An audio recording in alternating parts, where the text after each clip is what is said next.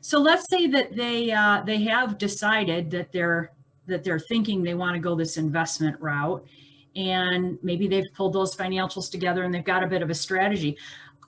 I mean, how do you find the right partner? Because this sounds, I mean, again, the word is partner here, and we know how tricky partnerships can be, right? And I've got to think that just like people, are way different from one spectrum to the other, investors are exactly the same way. And there's probably great big giant investment companies and little bitty people.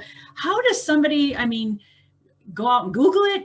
How do you find the right investment partner? What are some things people should consider?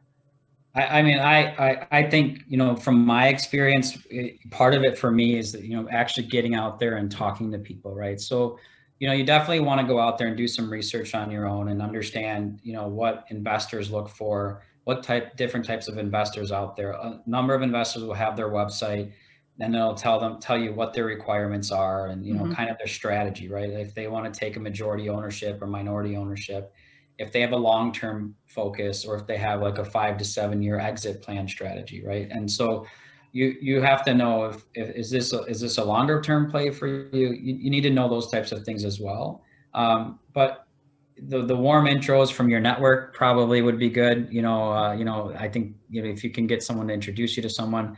In Southeast Michigan, there's a decent amount of players out here, but they definitely play in the higher areas, right? I'm looking at any companies doing 10 million or less in revenue.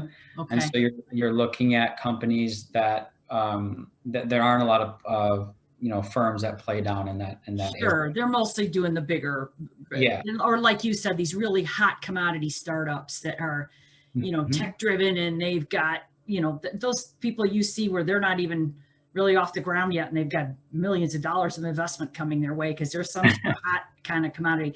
You're playing in the middle there. You're the normal manufacturer under $10 million here in Southeast Michigan, looking to grow, want to improve, and that's where you're going to be playing. And that's, as an example, a sandbox you play in. I have clients that also reach out to me sometimes. They get these random emails that say, "We invest in your kind of a business and we'd like to talk to you." Have you heard of, do you know anybody I know this is a random question, but have you ever talked to anyone who has had experience with that? Do you have thoughts on, are those people legit? Because that's, my clients will come to me and say, "Hey, is this legit?" I have no idea if they're legit. So with my business, we get those all the time. With my manufacturing business in Chicago, we do get those, and we fielded some of those as well, and for the most part they are. And you can always look to see if their website's legitimate. And so we've gotten private equity companies that have come after or wanting to talk to us, and then we've gotten the individual buyer that's wanting to speak with us as well.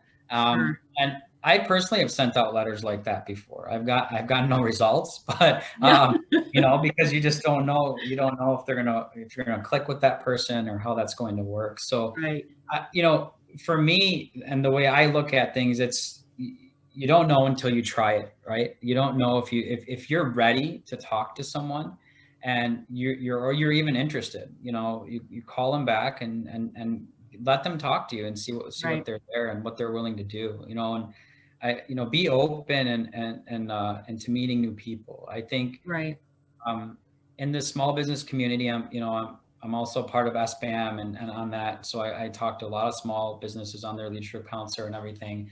And I found that forum has allowed for a very open kind of discussion between small business owners, right? Mm-hmm. And in those forums, in those networking events, where you and I had actually met, it's a great way to meet people and get to know them better.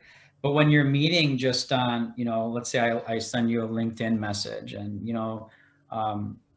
if you don't go into that with some open-mindedness and wanting to learn or wanting to listen, it'll be hard. So you have to be open-minded, but definitely ask the pointed questions. Hey, why are you interested? What are your goals with investment? Why are you looking at my industry?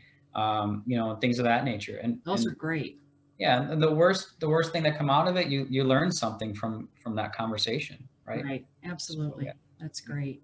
Well, wonderful.